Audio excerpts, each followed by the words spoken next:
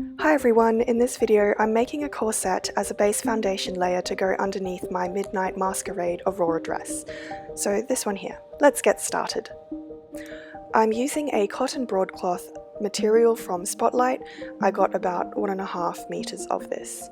And I'm using the Gwen corset pattern, so this is based on the Foundations Revealed tutorial, which I'll link in the description below.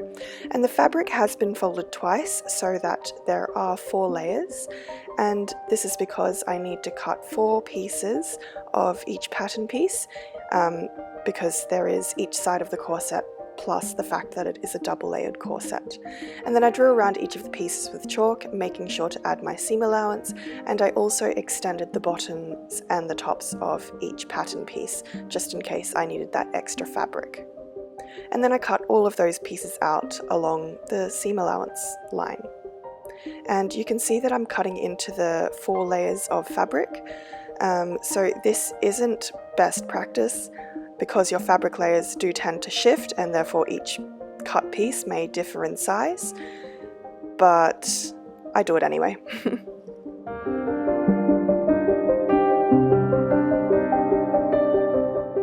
So now it's time to mark the natural waistline on each of my pattern pieces. I just do this with chalk, and also I number each of my pieces so I don't get confused. So I number them 1 through 5, I believe. There are 5 pieces. Yeah, and of course do this for all of the pattern pieces.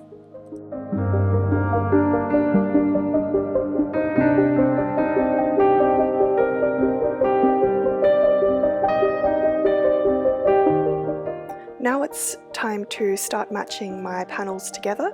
So I start with the main panel, which is like the center front, and then I work outwards from the center front and add the pieces as I go. So I pin my panel pieces number 2 to the 1s, 3s to the 2s, 4s to the 3s, and so on. And then I sew all of these panels together. And I do this twice because I have 2 layers of the corset. One thing to mention when pinning the pieces together is to make sure that you pin all of the pieces and match them at the waistline marking, and then pin outwards from there, and then sew along that pin line. The important part is to make sure that all of the waistline markings are matched up, and therefore the corset will fit.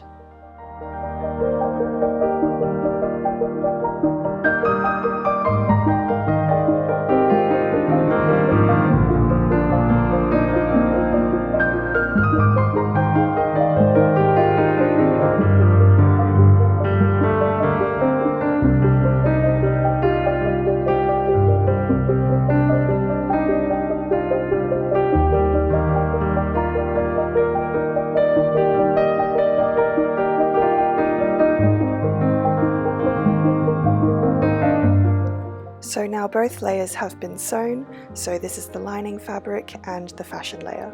There is no difference between the 2 layers. Yeah, no difference.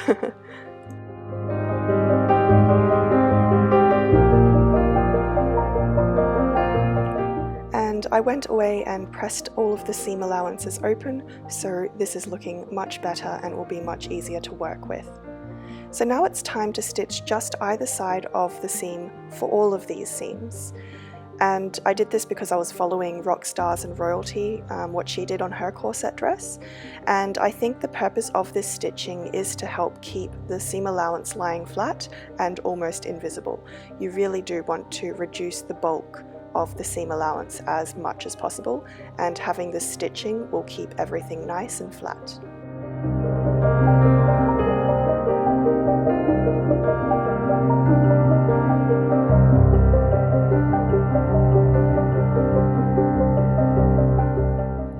After all of the seam allowances have been sewn down, I then go ahead and trim all of the excess fabric of those seam allowances.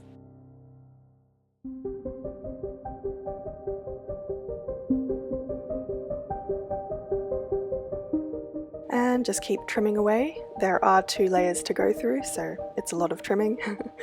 Thank you, Bellamade, for the little scissors. They've come in very handy.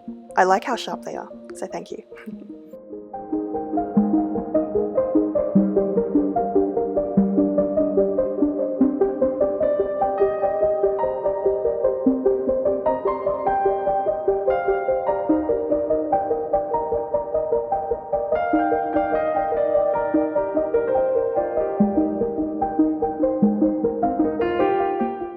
So now all of the seam allowances are looking much better. They're all nice and tidy. And this is how it looks from the outside. So you can see the stitching either side of the seam. Next, it's time to add the waist stay to strengthen the corset at the waistline. I'm using a non-stretch woven tape. I don't think it's 100% cotton, but it works. And this tape is roughly around 2.5 centimeters wide. I pin the waist tape at each of the seams, and I pin it so that the pins align to the ditch of the seams on the outside of the corset. And then I simply stitch in the ditch along each of the seams where the waist stay is, and that's to secure the waist tape.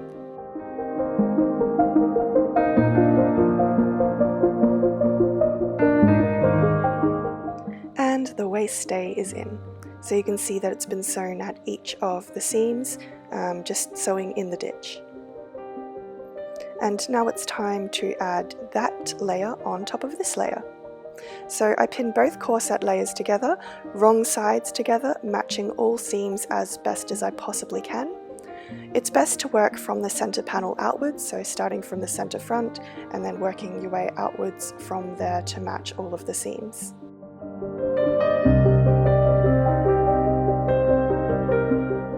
And we're all pinned.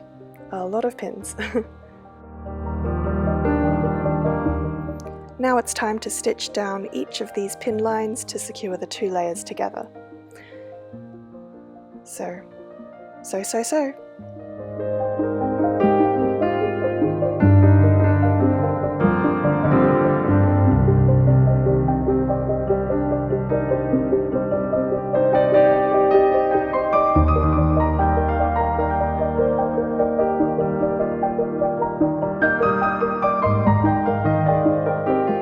And here's what the 2 layers stitched together looks like. I tried my best to sew in the ditch on both sides, but you know how I cut my pattern pieces out, they're not going to match, so I just sew them down regardless of whether they match or not. Anyway, it's now time to do the center back panels.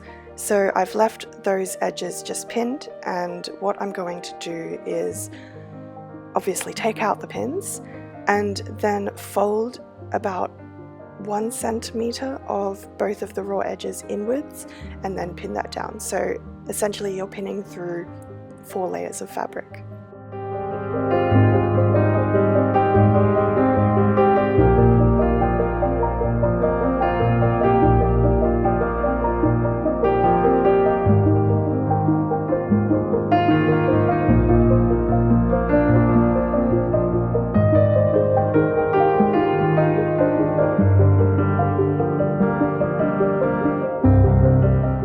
Obviously do this for both sides as there are 2 center back seams.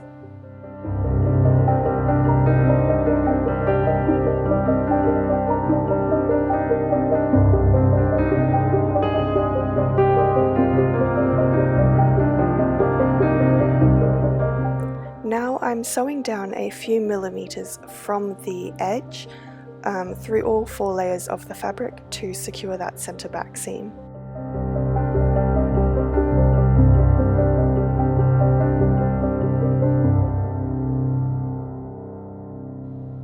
Here's how the center back seam looks. So it's a little bit wonky, but it's fine. And here is where I've marked where I'm thinking to chop the excess fabric at the top of the corset. And down here is where I'm thinking of chopping off excess fabric at the bottom of the corset. So the dress that I'm making this for has an interesting slit at the front. So I'm drawing that shape and then cutting it. And what I do is fold the fabric in half before cutting it. And the reason why I do that is because it ensures that the cut will be symmetrical on both sides of the corset. After the excess fabric has been cut, this is how the corset is looking so far. And now it's time to sew all of the braiding channels. So I'm sewing 2 braiding channels down the center back for each side of the center back, obviously. And for all of the other braiding channels, I sew 2 braiding channels per seam.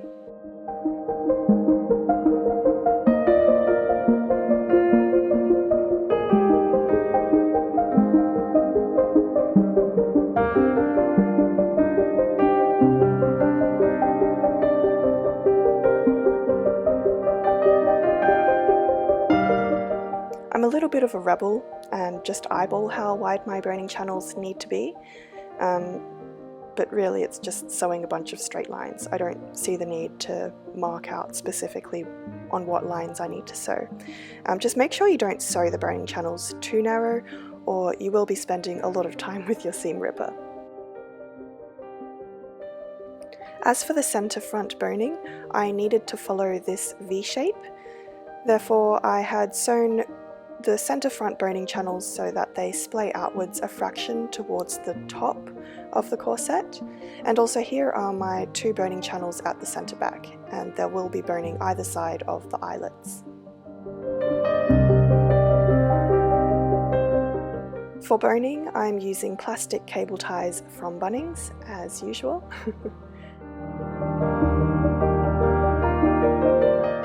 And I also decided to mark placement of the eyelets at this stage. I don't know why, because I did not end up using this placing of eyelets. But there you go. So this is plastic synthetic whalebone boning, the real stuff, and I'm using the proper boning for the center front only because my cable ties are not long enough for that part, but for all of the other channels I'm using regular cable ties. So there will be 2 cable ties per seam, and yeah, I just start clipping away and eating lunch. So when I say clipping away, I'm clipping away the little heads of the cable ties because I don't need them.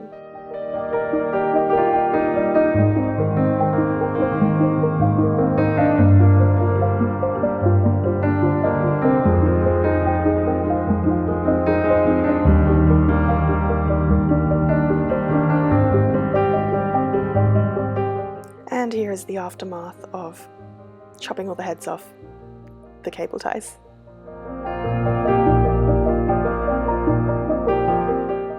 I round the sharp corners of the cable ties as best as I possibly can. I've not had any trouble with cable ties poking through the fabric when I do this, and with the bottom of the cable ties I just leave them as is.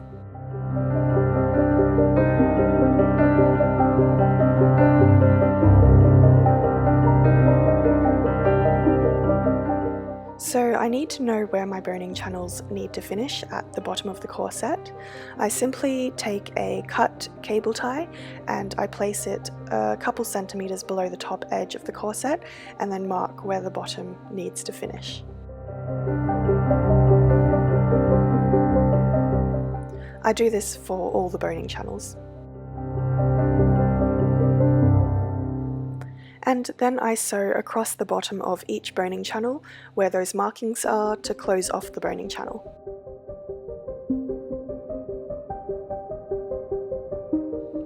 And here you can see that the boning will not pass these points because they have been blocked off. And this is for all of the boning channels.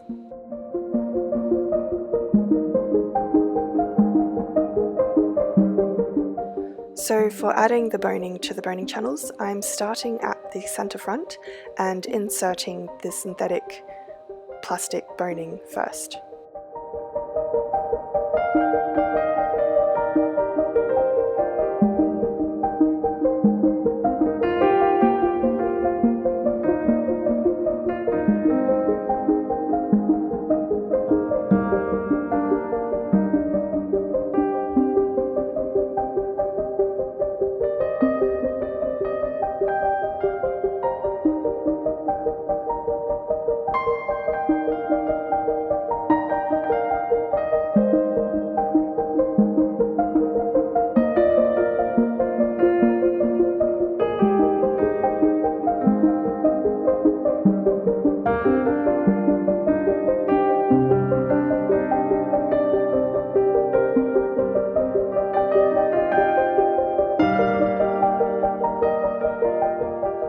Again, I do try to round the edges of the boning when I cut it as much as I possibly can. And there's how much space I leave at the top edge above the boning. And then repeat this for all of the boning.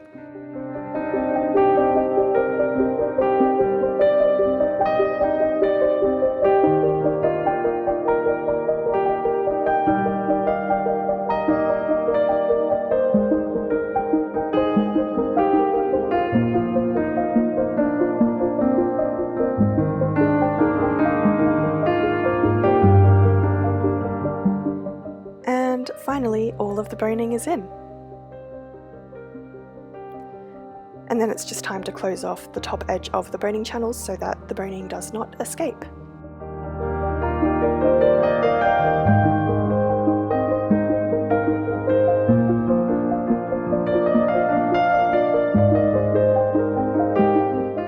I didn't like my old markings of where eyelets would go. This time I actually wanted to measure the distance between the eyelets rather than just eyeballing it, so that's what I went ahead and did.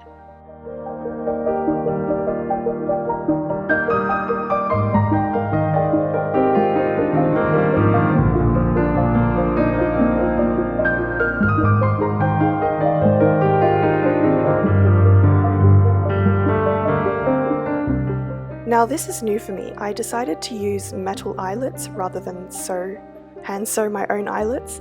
I bought these small gold eyelets from Spotlight, and all you need is a hammer. So I'm glad Dad had one of those.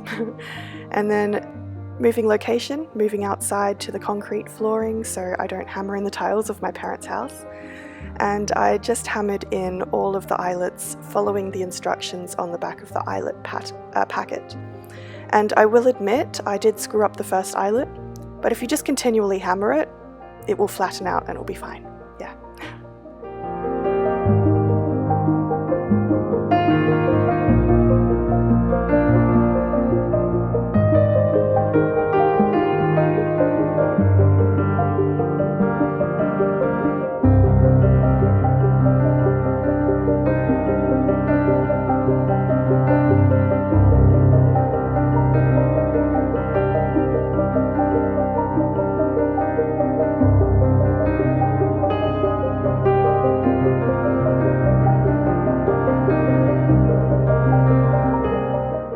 Yay, the eyelets are in. This actually took me a very long time to do, but I'm glad I got it done, and I'm curious to see how strong they will be compared to the regular eyelets that I usually do.